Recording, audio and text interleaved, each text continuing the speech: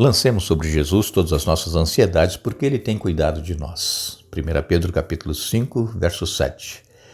Estamos juntos iniciando uma nova semana de estudo na Palavra de Deus. Somos gratos a Deus por Ele nos conceder esta oportunidade. Agradecemos a todos vocês que estudam conosco a Bíblia a cada dia, que compartilham esses estudos com outras pessoas, a todos que são inscritos no canal Hora Tranquila no YouTube, que clicam no dedinho de joinha, e também agradecemos a vocês que nos escrevem dizendo de onde estão acompanhando. Mandamos aqui um alô especial para Marlene Westphal, parabenizando o esposo Erildo Westphal, meu primo, aniversariando hoje. Parabéns, Erildo. Nancy Mota também hoje está aniversariando. Mandamos ainda um alô especial para Isabel Ullman, para Maria de Carvalho, lá em Angola. Um alô especial para Cacilda Santos, ela está em tratamento, saúde, pede orações também. Sônia Rocha, um alô especial para ela. Para Maria Rodrigues, que pede pelo bebê Mavi, está com problemas de saúde. Gilson Paulino, Rosana Fernandes tem problema de fibromialgia, que receba as bênçãos do Senhor. Um alô especial para Raimundo e Kátia, também para Alda Mota, que pede orações para o seu irmão Ney, que está na UTI, e todos os demais que nos escrevem. Nós agradecemos e sempre mandaremos alô para vocês. Iremos orar. Pai nosso que estás nos céus, a Ti a nossa gratidão pela vida, pelos cuidados, por tudo que tens feito por nós até este momento. Te agradecemos por este dia e por agora estarmos junto com centenas de pessoas estudando a Tua Palavra. Teu Espírito Santo fale conosco, nos ajude a entendermos, aceitarmos, colocarmos em prática em nossa vida. Abençoa todos os que estudam conosco, dê vitórias nas lutas e problemas que enfrentam. Abençoe todos esses nomes que nós aqui citamos, em especial Nancy Mota, que está aniversariando, Erildo Westphal, que também está aniversariando. Abençoe ainda a bebê Mavi, que possa se recuperar, problemas da saúde. Cacilda Santos também, que tenha recuperação. Abençoe ainda a Rosana Fernandes, com problema de fibromialgia. O Ney, que está na UTI. Enfim, Pai, todos os demais que estão aqui anotados, que recebam as bênçãos, Pai. Em nome de Jesus. Amém.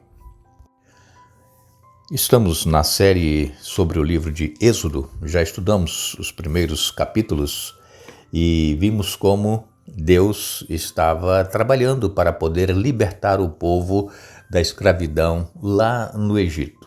Desde quando Moisés foi chamado lá no deserto de Midian, cuidando das ovelhas do sogro, e Moisés relutando, não querendo ir, mas agora Moisés já estava no Egito com seu irmão Arão, já estavam ali perante o faraó, várias pragas já haviam caído sobre o Egito, e Deus então diz para Moisés que agora ele deveria ir falar com o faraó mais uma vez, porque após essa última praga, o povo seria liberto.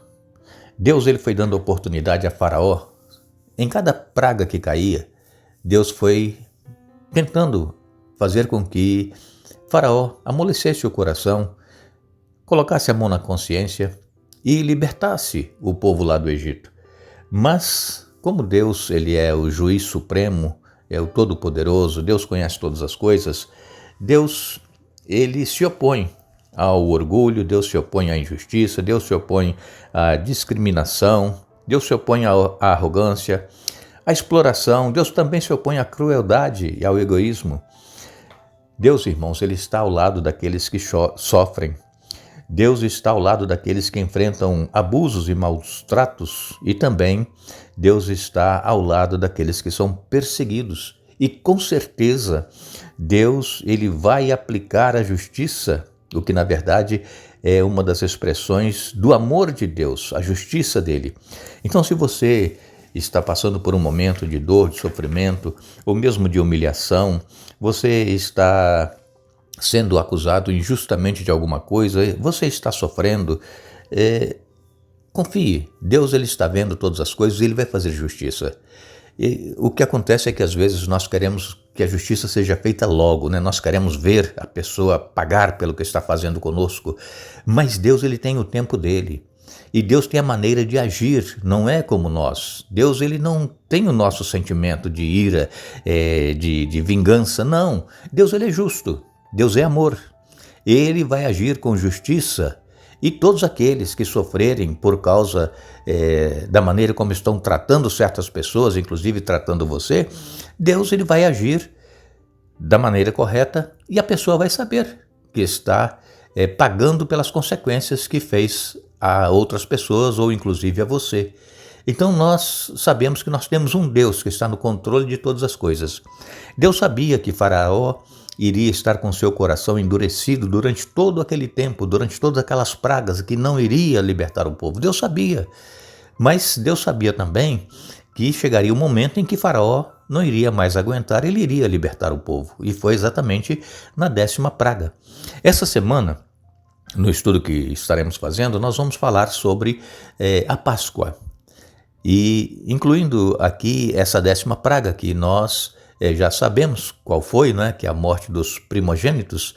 Mas por que os primogênitos foram mortos e como é que eles poderiam evitar que os primogênitos fossem mortos? Deus deu a orientação. Aqueles que seguissem a orientação de Deus, os primogênitos das famílias e dos animais não morreriam. Mas infelizmente, como naquela época, hoje também, as pessoas não querem seguir a orientação que Deus nos dá. Deus fala conosco, olha, este é o caminho, andai por ele, mas nós queremos andar no nosso caminho. Fazer aquilo que nós achamos que nós podemos fazer, nós somos livres, só que nós temos que saber que as consequências elas virão. Então, nós lemos aqui em Êxodo capítulo 12, versos 26 e 27, quando seus filhos perguntarem que rito é este, respondam, é o sacrifício da Páscoa ao Senhor, que passou por cima das casas dos filhos de Israel no Egito, quando matou os egípcios e livrou as nossas casas. Aqui, os filhos dos hebreus, que não entendiam ainda, que não sabiam o que havia acontecido, porque todos os anos, a partir da libertação, os hebreus, eles comemoram a Páscoa, a libertação lá da saída do Egito e também o livramento dos primogênitos. E os filhos então perguntando, que rito é esse? Por que vocês estão fazendo isso? Aí vocês vão poder explicar o que foi que aconteceu. É o que nós também deveremos fazer. Deus pede que nós ensinemos os nossos filhos, falemos com eles andando ou assentados ou quem sabe deitado, não importa a maneira, nós precisamos estar falando do que Deus fez por nós aos nossos filhos, especialmente quando ainda são criança. Muitos pais pensam assim, não, mas quando o meu filho crescer, quando ele tiver seus 13, 14, 15 anos, ele vai decidir se ele quer ir à igreja ou se ele quer se batizar. Não, nós precisamos colocar isso na mente da criança desde o nascimento dela. Estar contando histórias da Bíblia para a criança, mesmo ela não entendendo, mas ela vai crescendo ouvindo aquilo e isso vai formando a mente da criança. Mas infelizmente muitos pais não têm se preocupado com isso. Levam apenas os filhos à igreja quando são pequenos para participar da escolinha e ali são apenas poucos minutos e depois durante o restante da semana os filhos estão lá com smartphone na mão, estão com televisão e outros meios mais de comunicação e entretenimento e esses entretenimentos então vão ocupar a mente da criança. E nós deveríamos ocupar falando do amor de Deus por cada um de nós. Quando nós lemos aqui em Êxodo capítulo 11, nós vemos aqui então Moisés indo novamente à presença de Faraó. E Deus disse a Moisés, capítulo 11, atingirei o Faraó e a terra do Egito com mais uma praga. Depois disso o Faraó os deixará sair de seu território. Quando por fim ele permitir que saiam, praticamente os expulsará. Diga a todos os homens e mulheres israelitas que peçam objetos de prata e ouro a seus vizinhos egípcios. O Senhor havia feito os egípcios verem o povo com bons olhos. Moisés era tido em alta consideração na terra do Egito e respeitado tanto pelos oficiais do faraó como pelo povo egípcio. Moisés disse, assim diz o Senhor, à meia-noite de hoje passarei pelo meio do Egito. Morrerão todos os filhos mais velhos do sexo masculino em todas as famílias do Egito, desde o filho mais velho do faraó, sentado em seu trono, até o filho mais velho da serva mais humilde que trabalha no moinho. Até mesmo os primeiros machos dentre todos os animais morrerão. Então se ouvirá um grande lamento na terra do Egito, um lamento como nunca houve e nunca mais haverá. Quanto aos israelitas, porém, nenhum cão latirá contra eles ou seus animais. Com isso vocês saberão que o Senhor faz distinção entre os egípcios e os israelitas. Todos os oficiais do Egito virão até mim e se curvarão suplicando, por favor, vá embora, saia logo do Egito e leve com você todo este povo que o segue. Só então eu sairei. E ardendo de ira, Moisés saiu da presença de Faraó. O Senhor tinha avisado a Moisés: o faraó não lhe dará ouvidos, por isso farei milagres ainda mais poderosos na terra do Egito. Moisés e Arão fizeram todos esses milagres na presença do faraó, mas o Senhor lhe endureceu o coração e ele se recusou a deixar o povo de Israel sair de sua terra. Este é o capítulo 11 de Êxodo, você pode ler também na sua Bíblia. Moisés diz aqui, saiu furioso da presença de faraó. Por quê? Porque Moisés sabia que milhares de inocentes iriam morrer por causa do coração duro de faraó. Era a consequência da escolha que faraó estava fazendo. Inocentes iriam pagar. Crianças iriam morrer porque faraó se recusava a deixar o povo sair.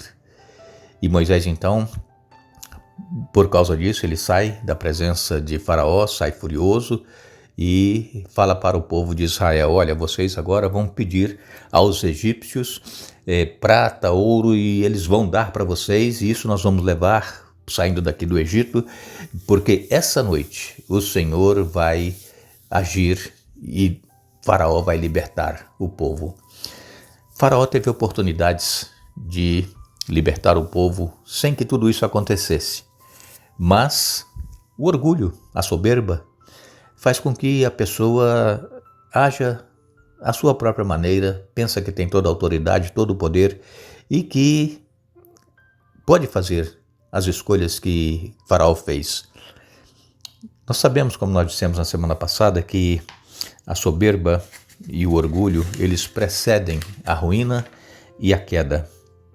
Então, se nós, porventura, temos agido com soberba ou com orgulho, nós precisamos olhar para Jesus, que foi humilde. Ele veio, é o Rei dos Reis e Senhor dos Senhores, mas ele veio humilde como um servo, nasceu pobre numa manjedoura, ele viveu humildemente e jamais nós vimos Jesus se achando melhor do que os fariseus, do que os líderes judaicos da época de Jesus.